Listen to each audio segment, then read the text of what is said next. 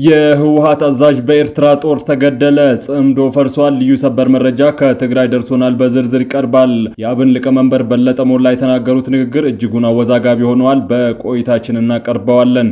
የኢትዮጵያ ብሔራዊ ባንክ ገዢ ኢዮብ ተካልኝና ጌታቸው ረዳ ፍርድ ቤት ሊቀርቡ ነው። የኢንቨስተሩ ጉዳይ አወዛጋቢ ሆኗል። ሰፋ ያለ ዘገባ አለን። በጎንደር ከተማ በኢማማችን በሼህ ሐጂ ሙሐመድ ዘይኑ ላይ የደረሰውን ግድያ ማንም ያድርሰው ማንም መንግስት ድርሻውን ሊወጣ ይገባል ሲል የኢትዮጵያ እስልምና ጉዳዮች ጠቅላይ ምክር ቤት አስታውቋል።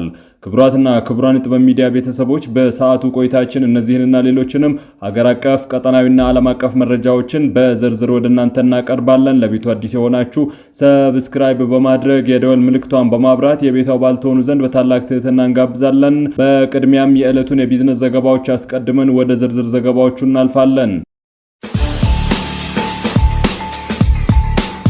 ዛሬ በዳሽን ባንክ አንድ የአሜሪካን ዶላር 151 ብር ከ7 ሳንቲም ሲመነዘር የአውሮፓ ዩሮ 180 ብር ከ8 ሳንቲም፣ ፓውንድ ስተርሊንግ 204 ብር ከ9 ሳንቲም፣ የስዊዝ ፍራንክ 196 ብር ከ9 ሳንቲም፣ ድርሃም 41 ብር ከ4 ሳንቲም፣ የሳውዲ ሪያል 40 ብር ከ5 ሳንቲም፣ የቻይና ዩዋን 21 ብር የተመነዘረ ነው። በአቢሲኒያ ባንክ አንድ የአሜሪካን ዶላር 152 ብር ከ7 ሳንቲም፣ ፓውንድ ስተርሊንግ 208 ብር ከ1 ሳንቲም፣ የአውሮፓ ዩሮ 183 ብር የተመነዘረ ነው። የስዊዝ ፍራንክ 195 ብር ከ3 ሳንቲም፣ ድርሃም 44 ብር ከ1 ሳንቲም፣ የሳውዲ ሪያል 43 ብር ከ6 ሳንቲም፣ ዩዋን 22 ብር ከ1 ሳንቲም ይመነዘራል። በህብረት ባንክ አንድ የአሜሪካን ዶላር 153 ብር ከ2 ሳንቲም፣ ፓውንድ ስተርሊንግ 208 ብር ከ4 ሳንቲም፣ የአውሮፓ ዩሮ 181 ብር ከ4 ሳንቲም በዛሬው ዕለት እየተመነዘረ ነው። ኢዮብ መስፍን የኢዜማ መሪ ሆነው ተመረጡ። የኢትዮጵያ ዜጎች ለማህበራዊ ፍትህ ኢዜማ ባካሄደው አስቸኳይ ጠቅላላ ጉባኤ ፓርቲውን ለቀጣይ 5 ዓመታት የሚመሩትን የ2018 ሀገራዊ ምርጫ ዘመቻዎችን የሚያስተባብሩ መሪዎችን መርጧል። በዚህ መሰረትም ለፓርቲው መሪነት የቀረቡ እጩዎችን በማወዳደር ኢዮብ መስፍንን በድምጽ ብልጫ የኢዜማ መሪ ሆነው ኃላፊነትን ተረክበዋል። በፓርቲው መተዳደሪያ ደንብ መሰረት ተመራጭ መሪዎች ለአንድ የመንግስት ስልጣን ዘመን ማለትም ለ5 ዓመት ብቻ የሚያገለግሉ ይሆናል። ከመሪዎቹ ምርጫ ጎን ለጎንም ጉባኤው ለ2018 ምርጫ ያዘጋጀውን የኢዜማ ነጩን የቃል ኪዳን ሰነድን ጨምሮም ያሻሻላቸውን አዳዲስ የጨመራቸውን ፖሊሲዎች በአንድ ድምጽ አጽድቋል። በ10 ምዕራፎች የተከፋፈለው ይህ የቃል ኪዳን ሰነድም ቀደም ሲል የነበሩትን 42 የፖሊሲ አማራጮችን በማሻሻልና 8 አዳዲስ ፖሊሲዎችን በማካተት በአጠቃላይ 50 የፖሊሲ አማራጮችን የያዘ መሆኑ ታውቋል። ለማንም የማይበገር ጠንካራ ሰራዊት ገንብተናል ሲሉ የሰሜን እዝ ዋና አዛዥ ሌተናል ጀነራል ብርሃኑ በቀለ ተናገሩ። በእዙ ቀጣይ ሁኔታ ዙሪያም የመስክ ምልከታ እንዲሁም በሰራዊቱ የግዳጅ ቀጠና ተገኝተው የሰራዊቱን ዝግጅት ተመልክተዋል። እዙ ግዳጅና ተልእኮን በጀግንነት እየፈጸመ መጥቷል ያሉት አዛዡ ሌተናል ጀነራል ብርሃኑ በቀለ በስልጠና እየተፈጠረ ያለው አቅም እንዲሁም የሰራዊቱ አካላዊና ስነ ልቦናዊ ዝግጅት በአስተማማኝ ደረጃ እንደሚገኝ አረጋግጠዋል። ሌተናል ጀነራል ብርሃኑ በቀለ ከሰራዊቱ ጋር በነበራቸው ቆይታ ወቅትም እንደተናገሩት በየትኛውም አጋጣሚ ተሰብስቦ የኢትዮጵያን ሰላም ለማደፍረስ የሚፍጨረጨር ኃይል ተገቢና የማያዳግም እርምጃ ይወሰድበታል ሲሉ ተናግረዋል። ሰሜን እዝ ከባዳም ሆነ ከባንዳ ሊሰነዘር የሚችል ጥቃትን ማክሸፍ መደምሰስ በሚያስችለው የዝግጁነት ደረጃ ላይ ይገኛል ያሉት ሌተናል ጀነራል ብርሃኑ በቀለ ጠላቶቻችን በስህተትም እንኳን ቀይ መስመር እንዳያልፉ አንፈቅድላቸውም ብለዋል። እዙ የጀግኖች አባቶቻችንን ታሪክ ጠብቆ ያቆየ የራሱን ደማቅ ጀግንነት ታሪክ ለመጪው ትውልድ ያወርሳል ሲሉ የሰሜን ምዕራብ እዝ ዋና አዛዥ ሌተናል ጀነራል ብርሃኑ በቀለ ተናግረዋል።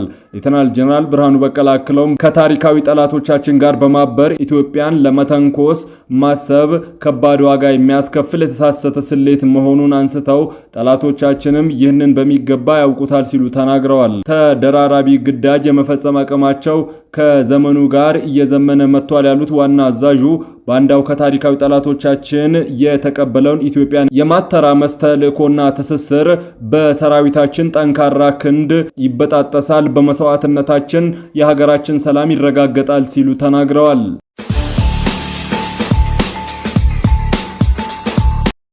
ብሔራዊ ጥቅምን ለጠላቶቻችን አሳልፈው የሚሰጡ ኃይሎች በፖለቲካ አውድ ውስጥ ባለድርሻ ሊሆኑ አይገባም ሲሉ በለጠ ሞላ ተናገሩ። የኢትዮጵያ ብሔራዊ ጥቅምን ለታሪካዊ ጠላቶቻችን አሳልፎ ለመስጠት የሚንቀሳቀሱ ኃይሎች በሀገሪቱ የፖለቲካ አውድ ውስጥ ከባለድርሻ አካላት ጋር ባለድርሻ አካል ሊሆኑ እንደማይገባ የአማራ ብሔራዊ ንቅናቄ አብን ሊቀመንበሩ በለጠ ሞላ ገልጸዋል። ሊቀመንበሩ በወቅታዊ ጉዳዮች ላይ በቀይ ባህር ጥያቄና በምርጫ 2018 ዙሪያ ማብራሪያ ሰጥተዋል። በለጠ በቀይ ባህር ያለው የኢትዮጵያ ሕዝብ ፍቃድ በፖለቲካ ሴራ የታጣና የተፈጥሯዊ ሀብታችን ነው ያሉ ሲሆን ይህንን ታሪካዊ ሀብት ማጣት በአሁኑ ትውልድ ዘንድ ከፍተኛ ቁጭትና ስሜት የፈጠረ በመሆኑ መንግስት የባህር በር ጥያቄን ሀገራዊ አጀንዳ አድርጎ ማምጣቱ አብን በአዎንታ ይደግፈዋልም ብለዋል። ኢትዮጵያ የቀይ ባህር ባለቤትነት በሴራ እንድታጣ መደረጉ በሁሉም ኢትዮጵያውያን ላይ የተፈጸመ ታሪካዊ በደል መሆኑን የጠቀሱት ሊቀመንበሩ አብን ይህንን ፍትሃዊ ጥያቄ ከግብ ለማድረስ በቁርጠኝነት እንደሚሰራ አረጋግጠዋል። ኢትዮጵያ በአባይ ውሃ ተጠቃሚነት በብዙ ፈተናዎች እንዳረጋገጠችው ሁሉ በባህር በር ጥያቄም ላይ በጋራ መስራት እንደሚገባ በለጠ ሞላ ተናግረዋል።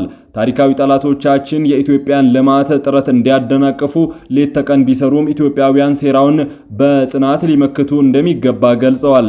አሁን ላይ ከብሔራዊ ጥቅምና ስትራቴጂካዊ የባህር በር ጥያቄ በላይ ትኩረት የሚሰጠው ሌላ ምንም አይነት አጀንዳ እንደሌለ በለጠ ሞላ ተናግረዋል።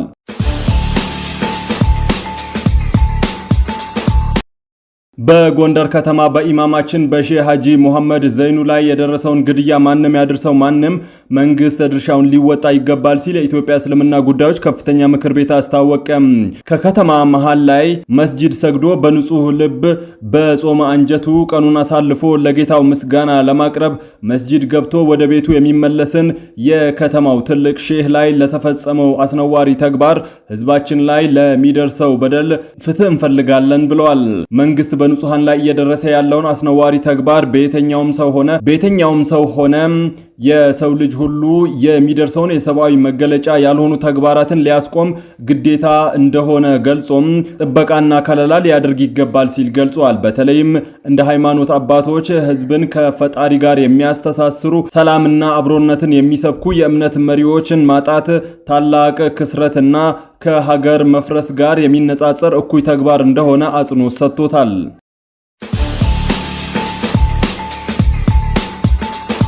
በሰሜን ኢትዮጵያ በኤርትራ ድንበር አቅራቢያ በትላንትናው ዕለት በተቀሰቀሰ ድንገተኛ ግጭት የህወሓት ታጣቂ ኃይል ከፍተኛ የኮር አዛዥ መገደላቸው ተሰማ። ይህ ክስተት በቅርቡ ህወሓትና ኤርትራ ጸምዶ የተባለ ጥምረት መፍጠራቸው የተነገረ ባለበት ወቅት የተከሰተ በመሆኑ የጥምረቱን መፍረስ ወይም መናጋት ያመላከተ ግልጽ ምልክት ተደርጎ ተወስዷል። እንደ መረጃዎች ገለጻም ግጭቱ የተቀሰቀሰው በሰሜን ትግራይ የድንበር አካባቢዎች ሲሆን በሁለቱም ኃይሎች መካከል በተፈጠረ አለመግባባት ወደ ወታደራዊ ግጭት አምርቷል። በዚህ ግጭት የህወሓት ታጣቂ ኃይል ከፍተኛ የጦር መሪ አዛዡ ህይወታቸው ማለፉ ተረጋግጧል። የሟች አዛዡ ማንነት እስካሁን በይፋ ባይገለጽም ድርጊቱን የፈጸመው የኤርትራ ጦር መሆኑን የተለያዩ የዜና ምንጮች በስፋት ዘግበውታል። ይህ ድንበር አካባቢ የሚስተዋለው የኃይል ግጭት አዲስ ባይሆንም አሁን ላይ ያለው ወቅታዊ ሁኔታ ግን የለየለት ተግባር ሆኗል። በድንበር አካባቢ የሚካሄደው ህገወጥ የወርቅና ማዕድን ፍለጋ፣ የኮንትሮባንድ ንግድ ለተደጋጋሚ ግጭቶች ዋነኛ መነሻ ሆኖ መቆየቱ ይታወቃል። በሁለቱም ወገኖች መካከል የታጠቁ ኃይሎች ጥቅማቸውን ለማስጠበቅ በሚያደርጉት ፉክክር ሳቢያ የአካባቢው ሰላም በየጊዜው ሲናወጥም ሰንብቷል። የታዛቢዎች ግምት እንደሚጠቁመው እንደዚህ ያሉ ከፍተኛ ወታደራዊ መሪዎች ግድያ በሁለቱ ኃይሎች መካከል ያለውን ጥርጣሬ ይበልጥ የሚያጎላው ነው። በተለይም የወርቅ ማዕድን በብዛት በሚገኝባቸው የድንበር ቀጠናዎች ላይ የሚደረገው ሽኩቻ ከፖለቲካዊ ስምምነቶች ይልቅ ለወታደራዊ ግጭቶች መንስኤ እየሆኑ ይገኛሉ። የድርጊት በቀጣይ በክልሉ የጸጥታ ሁኔታ ላይ ምን አይነት ተጽዕኖ እንደሚኖረው፣ የጸምዶ ጥምረት ዕጣ ፈንታም ምን እንደሚሆን እስካሁንም ድረስ አጠያያቂ ሆኖ ቀጥሏል። የከፍተኛ መኮንኑ መገደል በህወሓት ታጣቂዎች ዘንድ ቁጣ ሊቀሰቅስ እንደሚችል የሚገመት ሲሆን ይህም በድንበሩ ላይ ያለውን ውጥረት ወደ ከፍተኛ ጦርነት እንዳይመለስ ስጋትን ፈጥሯል። በአሁኑ ሰዓት በአካባቢው ያለው ወታደራዊ እንቅስቃሴ የቀጠለ ሲሆን ከሁለቱም ወገኖች በኩል ግን በይፋ የተሰጠ መግለጫ የለም። ህወሓትን በገንዘብ በመርዳት የተጠረጠሩት የውጭ ኢንቨስተሩ ጉዳይ በድጋሚ እንዲታይ የፍትህ ሚኒስቴር ወስኗል። የብሔራዊ ባንክ ገዢ ኢዮብ ተካልኝና ጌታቸው ረዳ ፍርድ ቤት ሊቀርቡ ነው። በትግራይ ጦርነት ወቅት ለህወሓት የገንዘብ ድጋፍ አድርገዋል በሚል ኢትዮጵያ ውስጥ በሰፊ እርሻ ልማት ላይ በተሰማሩት የስዊዘርላንድ ባለሀብት ጆሹዋ ግሪን ላይ ክስ ቀርቦባቸው ነበር። ክሱ ተቋርጦ የነበረ ቢሆንም የፍትህ ሚኒስቴር በያዝነው ወር ፋይሉን ከቆመበት እንደገና በማንቀሳቀስ ምርመራ መጀመሩ ታውቋል። እኚህ ባለሀብት በራያ አዘቦ ሰፊ የእርሻ መሬት ያላቸው ሲሆን የኢሊም ፋርማሲም ባለቤት ናቸው። ባለሀብቱ ለመጀመሪያ ጊዜ በቁጥጥር ስር የዋሉት በ2014 ጦርነት በነበረበት ወቅት ከ1.2 ሚሊዮን ብር በላይ ጥሬ ገንዘብ በመያዝ ወደ ትግራይ ክልል ለመግባት ሲሞክሩ ነበር። የቀረበባቸው ክስ ህወሓትን ለመርዳት ገንዘብ ይዘው ወደ ትግራይ ለመግባት ሲሞክሩ የተያዘ የሚል ነበር። ይሁን እንጂ ባለሀብቱ በወቅቱ የባንክ አገልግሎት ተቋርጦ ስለነበረ ገንዘቡን የያዙት የሰራተኞቻቸውን ደሞዝ ለመክፈል መሆኑን በመግለጽ በጠበቆቻቸው አማካኝነት ተከራክረዋል። አሁን ላይ ክሳቸው በድጋሜ መቀስቀስ ከጀመረ በኋላ ባለሀብቱ የብሔራዊ ባንክ ገዢ ኢዮብ ተካልኝን፣ የትግራይ ክልል ጊዜያዊ አስተዳደር ፕሬዝዳንት የነበሩት ጌታቸው ረዳን እንዲሁም የቀድሞ የመቀሌ ዩኒቨርሲቲ ፕሬዝዳንት ፕሮፌሰር ክንደየ ገብረ ሕይወትን ለመከላከያ ምስክርነት አስመዝግበዋል። ባለሀብቱ በቀረበባቸው ክስ ጥፋተኛ ሆነው ከተገኙ እስከ 3 ዓመት የሚደርስ እስራት ሊጠብቃቸው እንደሚችልም ተመላክቷል። ኢራን በሆርሙዝ ወሽመጥ ሊያልፍ የነበረ ነዳጅ ጫኝ መርከብ መምታቷን አስታወቀች። የኢራን እስላማዊ አብዮት ዘብ በሆርሙዝ ወሽመጥ በኩል ሲያልፍ የነበረ ነዳጅ ጫኝ መርከብ ላይ ጥቃት መፈጸሟን አስታውቃለች። አብዮታዊ ዘቡ በቴሌግራም ቻናሉ ባወጣው መረጃ ፕሪም የሚል ስያሜ ያለው ነዳጅ ጫኝ መርከብ በወሽመጡ በኩል መተላለፍ እንደማይቻል በባህር ኃይሉ የተሰጠውን ተደጋጋሚ ማስጠንቀቂያ ችላ በማለቱ በድሮን መመታቱን ገልጸዋል። ከጠበኛ ሀገራት ጋር አጋር የሆነ ነዳጅ ጫኝና የንግድ መርከቦች በሆርሙዝ ወሽመጥ በኩል ማለፍ እንደማይፈቀድላቸው ወታደራዊ ኃይሉ አስገንዝቧል። በዓለም ላይ ካሉ ወሳኝ የኃይል ማጓጓዣ መስመሮች አንዱ የሆነው የሆርሙዝ ወሽመጥ ከዓለም አቀፉ የነዳጅ እና ጋዝ አቅርቦት 1/5 የሚሆነውን ይሸፍናል። በመካከለኛው ምስራቅ እየተካሄደ ያለው ጦርነት የመርከብ መተላለፊያ መስመሩ ሙሉ ለሙሉ እንዲቆም አድርጎታል። በዚህ ሳምንት መጀመሪያ የኢራን መንግስት በመስመሩ ለመተላለፍ የሚሞክሩ መርከቦችን በእሳት እያነደደ ይገኛል። ኢራን ይህንን ካለች በኋላ የአሜሪካው ፕሬዝዳንት ዶናልድ ትራምፕ አስፈላጊ ከሆነ የአሜሪካ ባህር ኃይል በዚያ የሚያልፉ መርከቦችን እንደሚያጅብ ተናግረዋል። ክቡራትና ክቡራን የጥበብ ሚዲያ ቤተሰቦች ለሰዓቱ የመራረጥናቸው ዘገባዎቻችን በዚህ አብቅተዋል። ከኛ ጋር በመሆን መረጃን ከጥበብ ስለተከታተላችሁ ከልብ አመስግነን ተሰናበትን። ሰላም።